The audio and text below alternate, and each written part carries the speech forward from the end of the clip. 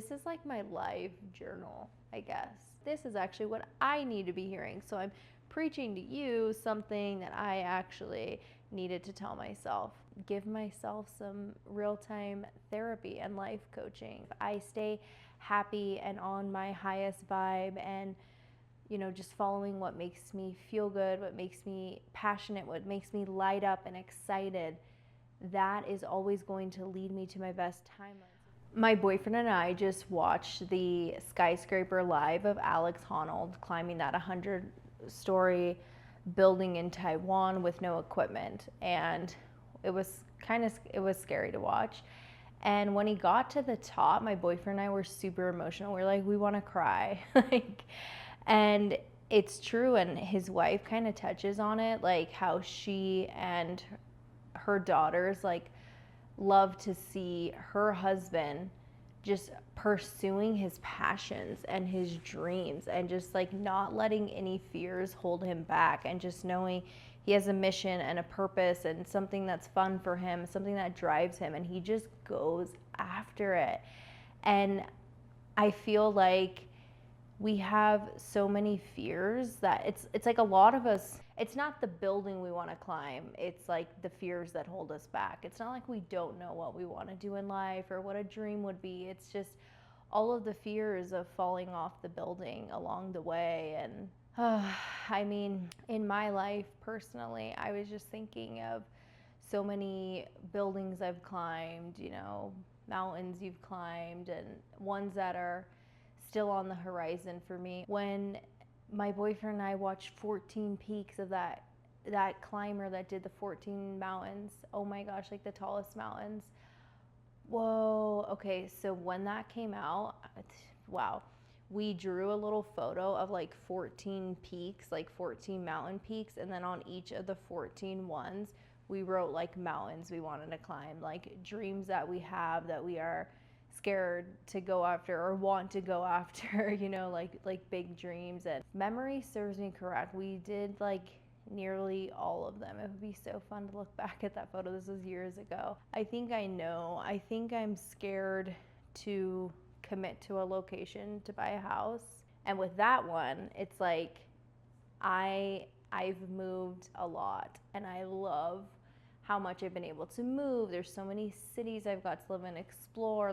I lived with my sister for 3 months in Europe. I don't know, I think my mom counted, I have been at 20 different temporary locations or something like that, or more than that.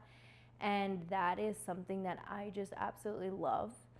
But I do think, so I'm 35 and we are getting closer, which these are other, mountains further out to marriage, kids, that whole thing.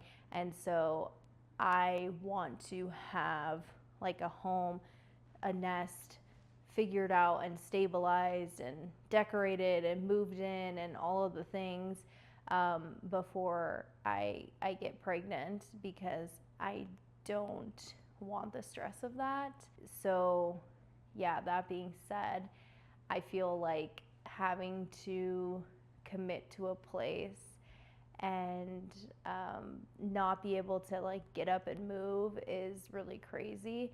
And it's because of children. I don't, well, not, I guess not that I can't, I just don't want to be moving 20 places with my kids. So that sounds like a scary mountain for me personally to climb, to have to commit to a house and a city and be there for several years.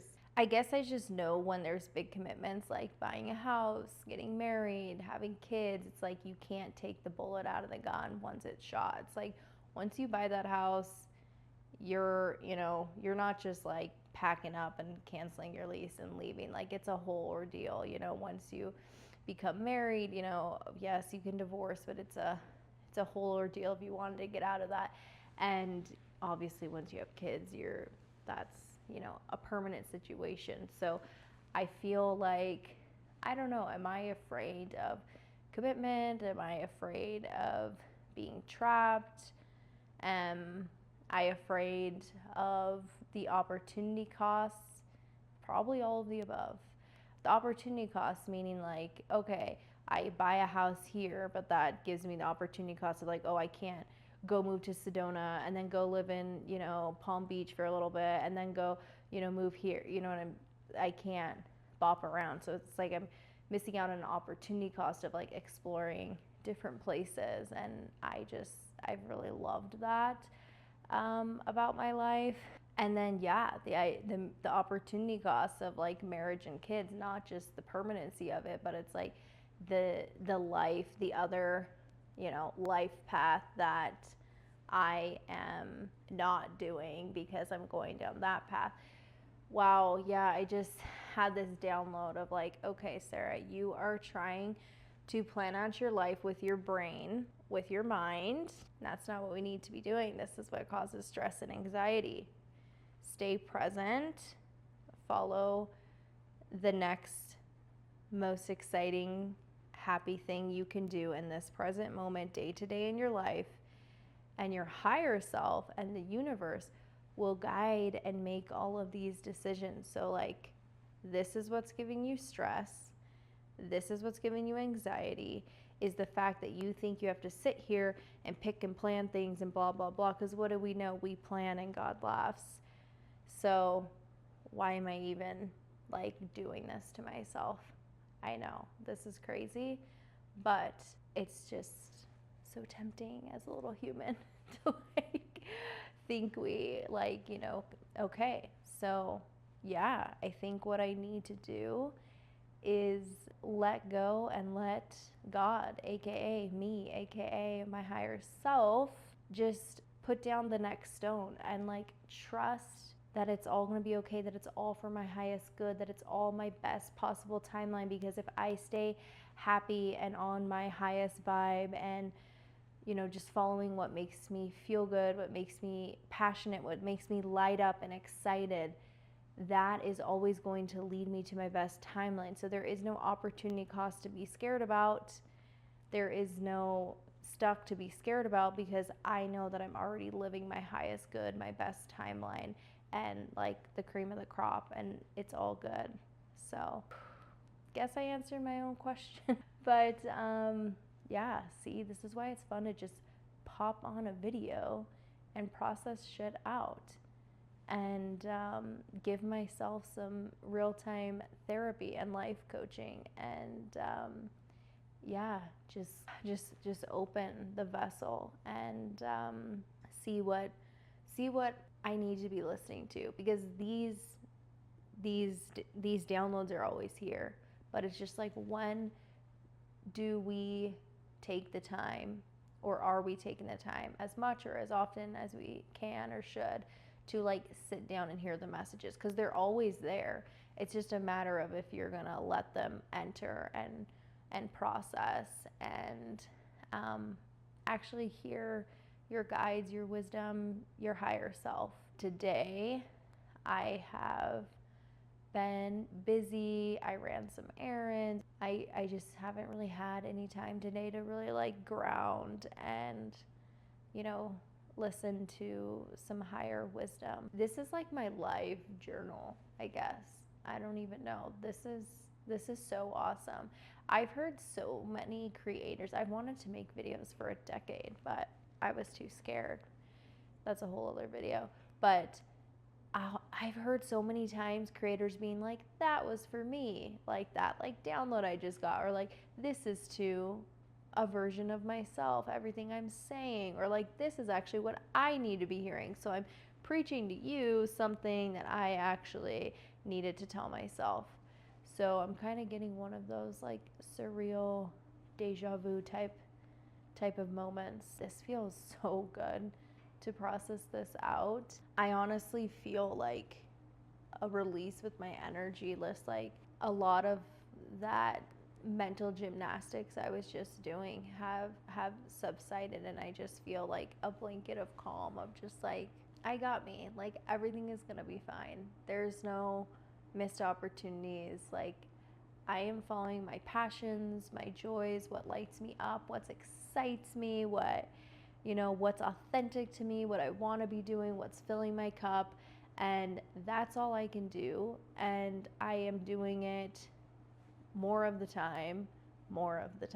I guess that's all I could really ask for, is just trying to be conscious, present, listen to my guides, stay focused and following my passions, resting when I need to, allowing for my cycles to happen, to pass, to honor each phases of the moon. And yeah, I guess I'm already doing the damn thing. This here, right now, this life I'm living, like, this is it. There's no like future mountain to climb. Like, I started this video saying like, oh my gosh, do I need to like buy a house and like get married and like have kids and like, oh, but maybe I wanted to live there. And you know, that's my mind trying to do a job that it is well, way above its pay grade. I'm feeling more confident right now, and in control, and like on my damn path. And it's like, slow